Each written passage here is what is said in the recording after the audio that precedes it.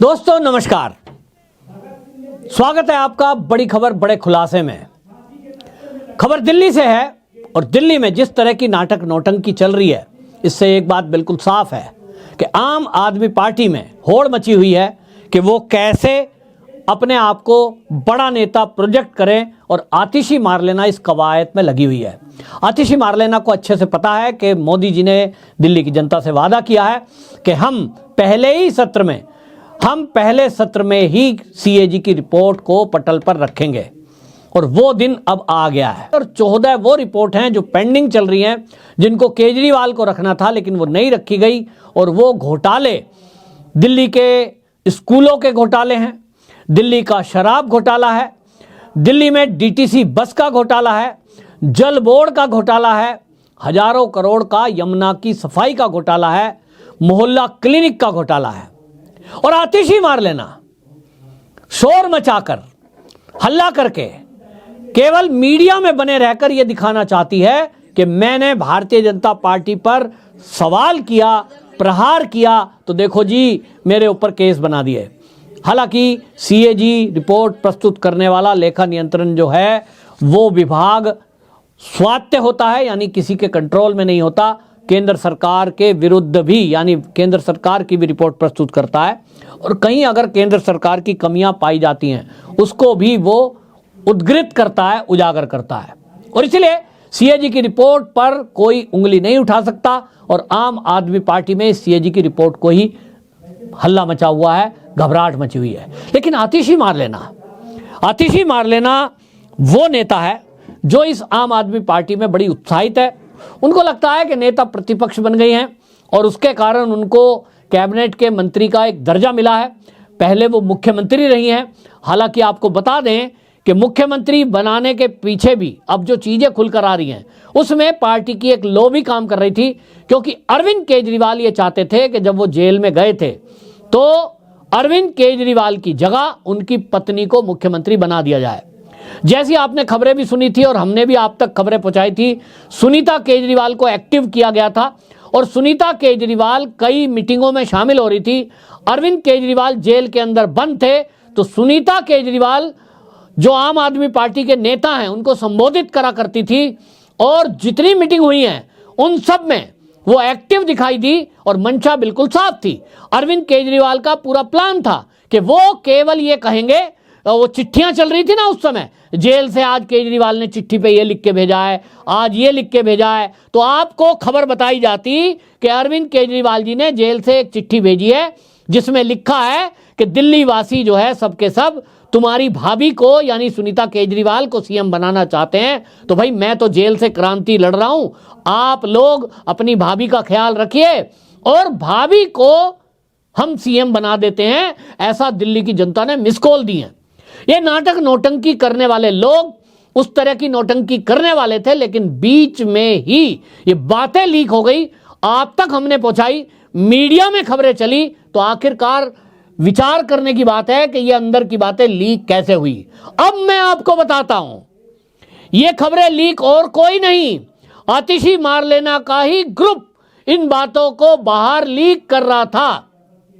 आतिशी मार लेना को आपने रोते हुए देखा होगा, किस तरह से वो नौटंकी कर रही थी। सब लोगों को लग रहा था कि ओवर एक्टिंग है। ये ओवर एक्टिंग तो पकड़ में आ ही जाती है। आतिशी मार लेना ओवर एक्टिंग करके नकली आंसू निकाल के ये दिखाना चाहती थी कि मुझे तो बड़ा दुख है साहब, आप जेल में गए, मनीष सिसोदिया जी आप लंबे समय तक जेल में रहे, मैंने तो रोटी भी नहीं खाई, मैं जो पतली दुबली हूं वो केवल इसलिए हूं, मैंने तो खाना छोड़ दिया था, ओहो मेरे नेताजी जेल में चले गए। उनको लग रहा था ये नौटंकी पार्टी है और इसको लग रहा था कि जितनी बड़ी नौटंकी करेंगे, नाटक करेंगे, उतना जो आम आदमी पार्टी का कार्यकर्ता है वो मूर्ख बनेगा और यही काम इन लोगों ने सीखा है। अरविंद केजरीवाल की नौटंकी को कौन नहीं जानता। अरविंद केजरीवाल की नौटंकी आपने देखी, किस तरह से ओवरसाइज शर्ट पहनना, पैर में हवाई चप्पल पहनना, रिनोल्ड का 10 रुपए का पेन जेब में लगाना और अपने आप को आम आदमी कहलवाना, मफलर पहन कर रखना। और अंदर अंदर क्या चल रहा था, शीश महल चल रहा था।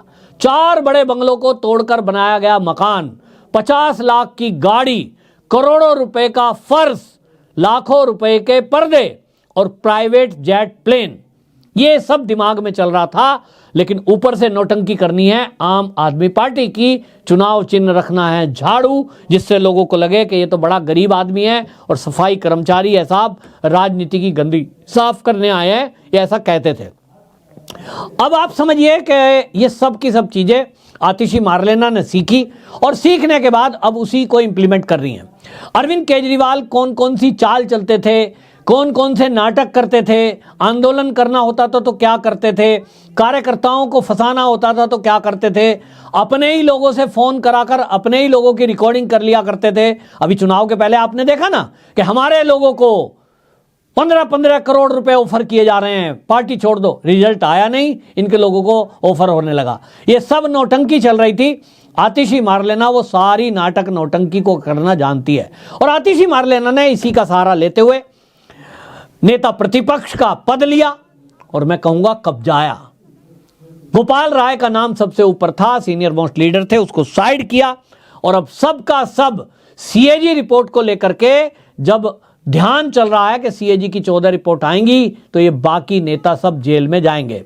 इसको लेकर विधानसभा में केवल ये दिखाना कि हम तो बीजेपी के ऊपर हमलावर हैं, साहब देखो हमने 2500 रुपए को लेकर सवाल उठाया है, महिलाओं के 2500 रुपए कब मिलेंगे, भारतीय जनता पार्टी ने वादा खिलाफी की है। और आपने एक बात और गौर की होगी कि आतिशी मार्लेना ने भी अरविंद केजरीवाल की ही तर्ज पर निशाना साधा है सीधा देश के प्रधानमंत्री पर।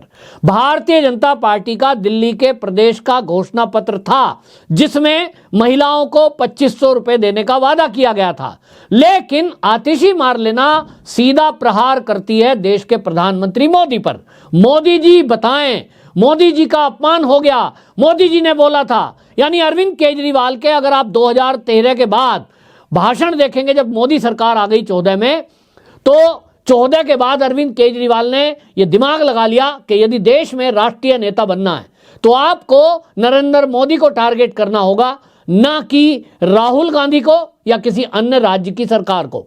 और इसलिए मोदी और अमित शाह को टारगेट किया, उन पर प्रहार किया और उसका नतीजा यह हुआ कि अरविंद केजरीवाल एक राष्ट्रीय पार्टी अपनी बना ले गए। आतिशी मार्लेना भी राष्ट्रीय नेता बनना चाहती है। उनको लगता है कि दिल्ली में तो अब उनको जो है केवल नेता प्रतिपक्ष का पद जरूर मिला है, लेकिन उनका निशाना है आम आदमी पार्टी का संयोजक बनना। और इसके लिए जो जो नाटक नौटंकी करनी पड़ेगी, जो हथकंडे अपनाने पड़ेंगे, जो अरविंद केजरीवाल ने फॉर्मूले लगाए थे, वो सब के सब आतिशी मार्लेना करने वाली है। और इसीलिए सीएजी रिपोर्ट का दिल्ली की जनता प्रतीक्षा में है। तीसरी तरफ उसका सबसे ज्यादा अगर किसी को इंतजार है तो वो है आतिशी मार्लेना। आतिशी मार्लेना इस इंतजार में है कि सीएजी रिपोर्ट आए, फिर उसके ऊपर प्रहार हो, यानी जिन जिन ने घोटाला किया है। अब आतिशी मार्लेना तो कहेगी, क्योंकि वो तो केजरीवाल ही कह चुके, आतिशी मार्लेना तो टेम्परेरी है, तो वो कहेंगी देखो जी मैं तो टेम्परेरी सीएम थी, अरविंद केजरीवाल ने खुद कहा है, मुझे तो कुछ पता ही नहीं, जितने घोटाले हुए वो अरविंद केजरीवाल के कार्यकाल में हुए। अरविंद केजरीवाल इसके लिए जवाब दे।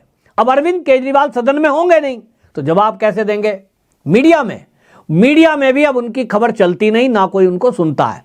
और सीएजी रिपोर्ट पर सफाई देने की कोई बात बनती नहीं है, अब उस पर जाना पड़ेगा जेल। यानी सीएजी रिपोर्ट की बौखलाहट है और उस बौखलाहट में आम आदमी पार्टी घबरा कर ये मुद्दे उठा रही है, केवल घोटाले पर चर्चा होगी। और जो अभी तक ये दिल्ली की जनता को और देश की जनता को बहकाते रहे अरविंद केजरीवाल कि साहब हमने तो एक रोल मॉडल सरकार चलाई, हमारा दिल्ली मॉडल दुनिया में फेमस है। अरविंद केजरीवाल दावा करते रहे कि हमारा शिक्षा मॉडल विदेशी अखबारों में छपता है, हमारा स्वास्थ्य मॉडल, उसकी चर्चा विदेशों में होती है। अब उसकी पोल धीरे धीरे खुल रही है। सीएजी रिपोर्ट सामने आएगी तो घोटालों की पोल भी खुलेगी और पता चलेगा कि जिसका ये हल्ला मचा रहे थे वो तो असल में एक फ्रॉड था। और आपको बता दें कि ये केवल और केवल मीडिया के सहारे इन्होंने अपनी गलतियों को छुपाया था। आपको यह भी बता दूं मैं, यहां पर कोई सोच रहा होगा कि केवल अरविंद केजरीवाल की हार हुई है। अरविंद केजरीवाल की हार नहीं, आपको बता दूं कि दिल्ली में ये जो हार हुई है आम आदमी पार्टी की, इसमें अनुमानित 300 पत्रकार ऐसे थे जिन्हें हर महीने 50,000 रुपए से 1 लाख रुपए तक मासिक उपहार मिलता था। केजरीवाल के साथ साथ इनकी भी हार हुई है। दिल्ली सरकार में 200 स्थायी वकील थे जिनको 50,000 रुपए से 2 लाख रुपए प्रति माह मासिक वेतन दिया जाता था। केजरीवाल के साथ साथ ये 200 परमानेंट वकीलों की भी हार हुई है। आपको बता दें, मीडिया हाउस को 300 करोड़ रुपए प्रतिवर्ष का विज्ञापन वो उनको दिया जा रहा था, तो मीडिया हाउस की भी इसमें हार अरविंद केजरीवाल के साथ साथ हुई है। दूसरा, 4 विज्ञापन एजेंसियां जो पिछले 8 से 10 वर्ष में बनाई गई थी और जिन्हें आम आदमी पार्टी ने विज्ञापनों पर 15% का कमीशन दिया, ये एजेंसियों की हार अरविंद केजरीवाल के साथ साथ हुई है। दूसरा, सबसे बड़ी जो बौखलाहट और रो रहे हैं मूड पकड़कर अरविंद केजरीवाल के साथ जिनकी हार हुई है, वो हैं शांति दूत समुदाय के 100 बड़े छोटे ठेकेदार। दिल्ली में सड़क बनाने का ठेका हो, नाली बनाने का ठेका हो, कार्यालय बनाने का ठेका हो, चाहे शीश महल बनाने का ठेका हो, मैं बड़ी जिम्मेदारी से कह रहा हूं, ये सब ठेकेदार जो थे वो कौन थे? अमानतुल्लाह खान के बिना पर, उनकी रिकमेंडेशन पर इनको ठेके दिए गए। उन्हीं के परिचित, उन्हीं के रिश्तेदार, उन्हीं के रिकमेंडेशन पे किए गए, उन्हीं के अड़ोसी पड़ोसी थे। यानी वो सब जो एमसीडी पर कब्जा पाने की होड़ थी, वो 100 करोड़ रुपए जो हर साल इस तरह से प्राप्त करते थे, ये हार उनकी है। ये केजरीवाल के साथ जो हार हुई है वो टैंकर माफिया की हार हुई है, जो लगभग 50 बड़े संचालक थे जो दिल्ली में टैंकर माफिया के नाम से फेमस थे, या यूं कहें बदनाम थे। ये सब हारे हैं, एक अरविंद केजरीवाल नहीं हारा है। और इसलिए ये पूरा गैंग जो अरविंद केजरीवाल के हारने से बेरोजगार हो गया है। सौरभ भारद्वाज ने तो यूट्यूब चैनल बनाया है, हालांकि उस पर कोई व्यूवरशिप नहीं है, ना सब्सक्राइबर उसको मिल रहे हैं, तो पैसे कमाई का तो सवाल ही नहीं है। लेकिन ये बाकी के बाकी सब बेरोजगार हो गए हैं और अब ये लग रहे हैं कि अब क्या करेंगे, तो इन सब को अब कुछ दिखाई नहीं दे रहा और बौखलाहट अब साफ दिखाई दे रही है। और इसीलिए ये भारतीय जनता पार्टी पर उल जलूल सवाल उठा रहे हैं, उल जलूल हमले कर रहे हैं। लेकिन दिल्ली की जनता को समझना चाहिए कि जो आपके मोहल्ले में अभी टैंकर ना आने की शिकायत है, ये टैंकर माफिया कर रहे हैं। आपके एरिया में यदि कहीं बिजली का कट लग रहा है, ये वो माफिया हैं जो अफवाह फैला रहे हैं। ऐसा वास्तव में कोई बिजली कट दिल्ली में है नहीं।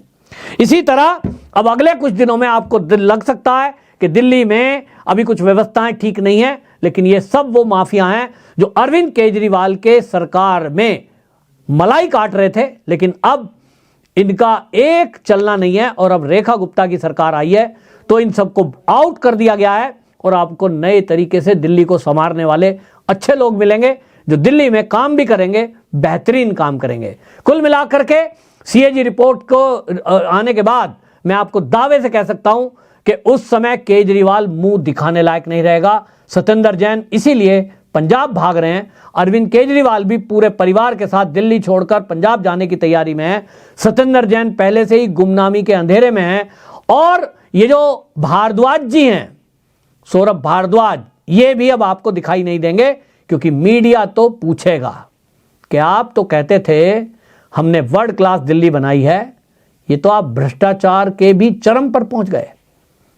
सच्चे पत्रकार इनसे जरूर सवाल पूछेंगे। देखते हैं ये जवाब देते हैं कि नहीं, लेकिन हम आप तक हर खुलासे को पहुंचाते रहेंगे। आपकी क्या राय है कमेंट बॉक्स में जरूर बताएं, वीडियो को शेयर भी करें। वंदे मातरम।